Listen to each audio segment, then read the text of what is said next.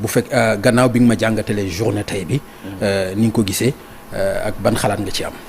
jërëjëf Pape Ngagne gannaaw ba ma la nuyoo di la gërëm ci invitation bi nuyu sama mag sama nattango Mamadou Ibra Kane di rafetlu kàddu yu mu ngeen jëkkati yéen ñaan ñëpp di nuyu suñu mbokk téléspectateurs yi damay tàmbali si journée démb. parce que ñaari fan la. tout à fait. démb la tàmbali ak descente de la gendarmerie ci télévision 7TV ak jàpp bi nga xam ne jàpp nañ ko Maïmouna Ndour Faye ci anam yu ñu ko jàppee ak guddi gi li ci xew li ay avocat am yu fa dem ay naatangoom yu fa dem ñoom Mamadou Ibra Kane ak niñ leen teeroo foofu ak niñ leen traité foofu ak ni ñu fanaane ak dossier bi ak li xew tey ci suba te ñu yendoo ko ba sànq rek la ñu doog a am loo xam ne mbégte la waaye mbégte la bu matul parce que ñu ngi sant yàlla ci li nga xam ne teggi nañu loxo kii di Babacar Fall muy ndam ci démocratie sénégalaise parce que wala gàcce aussi grand. waaw mais wala gàcce in fine wala gàcce ci démocratie parce que jàpp ba bàyyi di ci am. man gisuma ci ndam loolu. mais lu tax mu yemamaay moom mooy Babacar Fall ñu ngi koy masaw di masaw njabootam. di masaw ay mbokkam di masaw naatangoom muy ci groupe Futur Média muy ci l'ensemble de la presse journalistes yi les associations les organisations patronales les organisations syndicales ñëpp mobilisé wu la classe politique la société civile amul ku des toute la journée ils ont défilé pour ñëw di marquer seen solidarité ak les citoyens lambda yoo xam ne ñii dañ doon romb ñii dañoo jóge fu sori ñëw pour mobiliser wu wane seen taxawaay ci sens boobu lay waxee ni victoire la pour la démocratie parce que démocratie noonu lay doxee bu citoyens yi bëggee dara buñ ci taxawee mu tegu ci yoon bu ñu amee ay njiit yu mat njiit dinañ doxal yoon ba lu mel nii mën a xew waaye li indi yemambaay bi mooy Babacar Fall bàyyi nañ ko te ñu am ci mbégte waaye Maïmouna Ndour Faye jusqu'à plus ample informé ba bi ñuy toog fii mu ngi ba léegi en garde à vue te loolu mooy tontu question bi nga laaj. te Maïmouna moom jotul diffusé sax. moom jotul diffusé. li ñu wax Babacar sax diffusé na. mu ngoog mais Maïmouna moom jotul sax diffusé. qui peut le plus xanaa peut-être kon beneen problème la quoi. peut le moins. waaye suñu yaakaar suñu mébét suñu laaj pour ne pas dire suñu ñaan moom mooy Maïmouna Ndour Faye ñu teggi loxo parce que au fond amul woon matière à jàpp ay journalistes ci am yéene diffuser parce que Maïmouna Ndour Faye yéene bi kisa la annoncé ni dañoo nar a diffuser une interview xamoo sax lu nekk ci biir interview bi nga ñëw jàpp nit ki arrêté téléem ak yi ni mel donc dafa jéggi dayoo ni nga ko waxee nag fii ci groupe GFM rawatina ci RFM dañoo diffuser te nag heureusement bi ñu diffuser parce que boo dégloo interview bi en fin de compte il y avait pas de quoi fouetter un chat. Absolument. parce que bu ñu fàttali li tax média am ci coobare état parce que état moom mooy joxe dans certains cas ay fréquences ay licences ak yi ni mel même si pour la presse écrite c'est le régime de la déclaration préalable et du dépôt légal presse en ligne à peu près même chose mais presse audiovisuelle da ngay am autorisation am licence am fréquence di ko fay nag donc délégation de service public la mais li ko tax a jóg contrairement à ce que les gens pensent bu ñu diffuser l'interview de Madiambal Diagne c'est pas pour les beaux yeux de Madiambal Diagne. déedéet pour askan bi xam la. pour l'information du public. effectivement. te li Madiambal Diagne wax ci interview am mën nañ ko apprécier de diverses manières parce que ku nekk xëñ na am na noo koy gisee amaana am na sax foo féete wala foo bokk day indi benn biais ni ngay gisee lu mu wax li mais kan moo mën a wax ni soxla wu ñu woon ci débat démocratique Sénégal dégg ñii ak ñële y compris Madiambal Diagne mu joxe sa version des faits kan la intéressé wul woon nga xam en réalité nan la Madiambal Diagne génne dëkk bi la question lui a été posée kan moo amul woon intérêt wala curiosité xam lan la ñu toppee Madiambal Diagne man xam loolu moo tax man daje naa ak Madiambal Paris def naa tout pour mën a toog ak moom pour def interview c'est ça d'ailleurs wax na ko sax ci sortie bi peut-être affaire bu ndaw moo ko yàq moo ko yàq mais man affaire bi mënoon na dal ci suma kaw mais bu daloon ci sama kaw itam heureusement laay wax tout journaliste digne de ce nom amul te yéene boobu tey laa ko gën a am loolu laa lay wax ni journaliste buy tuddee boppam journaliste te mat lu muy tuddee boppam bu amee opportunité au-delà de Madiambal Diagne les personnes n'ont pas d'importance sur ces questions-là dafa am loo xam ne journaliste bi bu toogee am benn information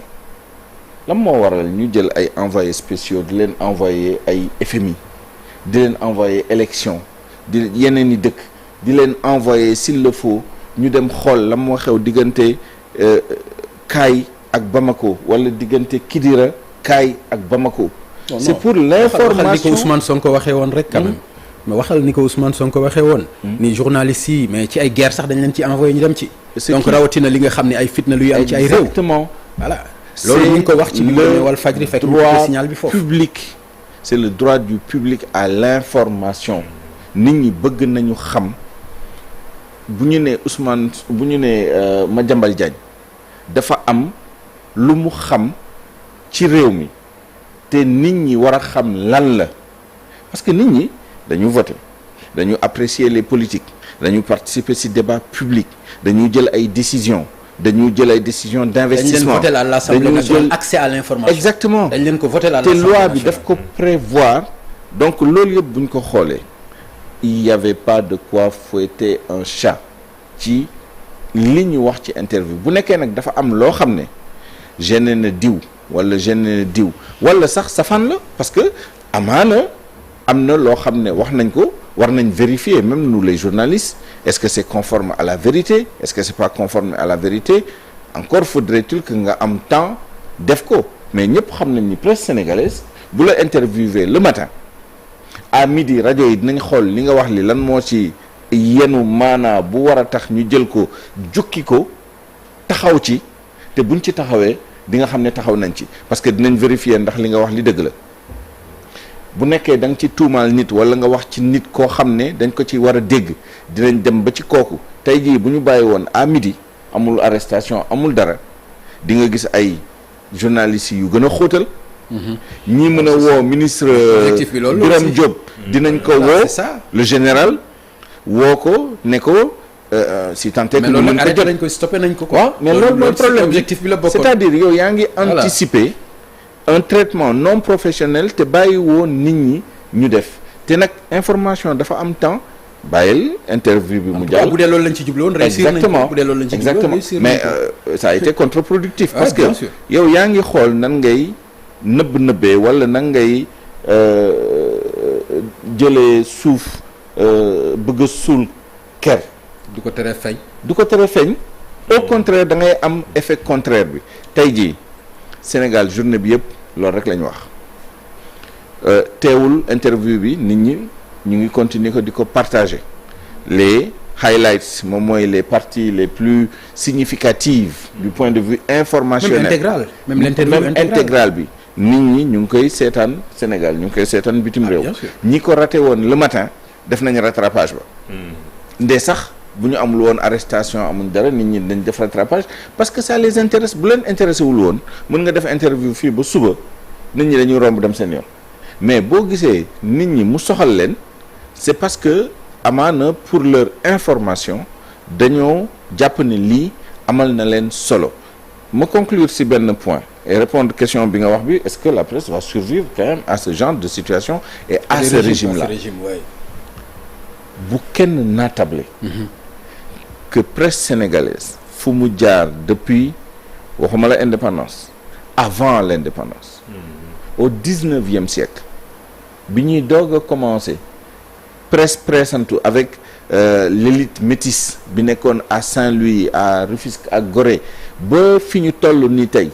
jaar-jaaru média yépp ku yaakaar ni am nga maqaama am doole nasaxal presse sénégalaise mën nga nasaxal entreprise de presse mën nga nasaxal une partie de la presse mën nga nasaxal sax au plan financier au plan économique et cetera mais comme ni ko gis nga lii jur presse sénégalaise ba bu tar mu toll fu mu toll nii gisuma doomu aadama quel que soit nag maqaamam parce que nit ñi aussi dañuy ñëw am ku ne gis nañ fi lu ne gis nañ fi Abdoulaye Wade jóge France ñibbisi te loolu du fake news ku la wax ni jour boobu amoon na 1 million de personnes dans la rue doo ko weddi tey la ñu toog naan ay nit ñu daje ci benn espace confiné mën nañu 1 million alors que boo xoolee amaana 50 000 la ñu woon wala 70 000 et cetera mais bi ñuy wax Abdoulaye Wade y a 1 million de personnes yu génn la première fois je parle pas de la deuxième fois parce que boobu commencé woon nañ dugg dans l'ère post-vérité nga xam ne nit ñi dañuy jël ay chiffres di jeter en l'air comme ça bi muy ñibbisi bay nekk candidat bay remporter l'élection ñëpp xam nañ y avait 1 million de personnes ku am doole boobu waaye nag am intelligence bu tax ni bu mu ñëwee toog amaana am na ay pexe yu mu def waaye il n'a jamais été dans son intention te action musul wone ni am na intention effacer des gens et en particulier tout partie de la presse sénégalaise pexe mënu ko bu la neexee nag nga dem ci réseaux sociaux yi te ñun par expérience on a vu que ce ne sont pas les individus nit ñi lu leen intéressé c'est pas tey jii ñi lay xarab di la kii et cetera bu guddi jotee ñu war a seetaan les informations wala suba teel ñu war a déglu les informations wala en milieu de journée ñu war a jël ay journaux di ko lire di xool lu xew ci dëkk bi ak nan lañ ko xalaatee ak nan la ci journalistes yi wax ak yan point de vue la ci ay experts am et cetera et cetera ce qui les intéresse c'est pas quel organe de presse parle de telle personne ce sont les faits qui les intéressent les analyses et parfois les analyses contradictoires yi nga xam ne day venir à l'encontre ñoom seen propre conviction parce que nit sénégalais moo ni mel bëgg na xam lu mu gëm waaye bëgg na xam lu ñeneen ñi xalaat parce que nag réew mi loolu moo ko sos c'est le débat contradictoire le débat démocratique donc amul man de gëm naa ni non seulement la presse survivra à ce régime quelle que soit sa durée j'ai pas de préférence là-dessus mais bu dee 5 ans la def bu dee 10 ans la def bu dee 15 ans la def cette presse survivra d'une manière ou d'une autre quand je dis d'une manière ou d'une autre nag loolu il faut que suñu njiit yi xam ko gis nga dafa am benn image bu may joxe xaw ma nu ñu koy waxee ci wolof waaye gis nga fii melentaan yi bu ñu tabaxee seen mbir moomu termitière boobu nga jóge fale ak sa caaya xat ci sa tànk ba mu sori nga dóor ci biir termitière bi bu ay melentaan duggee sa caaya bu mu la bett loolu mooy lan gis nga termitière boobu nga bàyyi noonu nga romb ko gis rek ay melentaan ci kaw ñoo dugg di génn di ut li ñu lekk ak yi ni mel loolu mooy sa jàmm waaye boo ko daanelee dinañ dugg foo xam ne dina la jaaxal d'accord te lu muy tekki mooy tey jii boo yaakaaree ni da ngay ñëw daaneel tel groupe de presse wala telle partie de la presse et cetera d'autres groupes naîtront ci ay formes yoo xam ne mënoo ko maîtriser muy en ligne te dinañ continuer def liggéey bi ngay bañ ñu def ko parce que liggéey boobu dafa bokk ci moins responsable et moins responsable malheureusement et moins responsable malheureusement on survivra à je parle même pas de ce régime on survivra à cette situation parce que conjoncture bi c'est pas qu'un régime politique c'est une conjoncture économique mais c'est aussi une situation sociale et peut-être même une transition culturelle c'est-à-dire nit ñi relation bi ñu am ak médias yi loolu yëpp day jàll te bu jàllee tamit yàlla na doon lu gën ci Sénégal. merci beaucoup merci Souleymane alors doyen Mamadou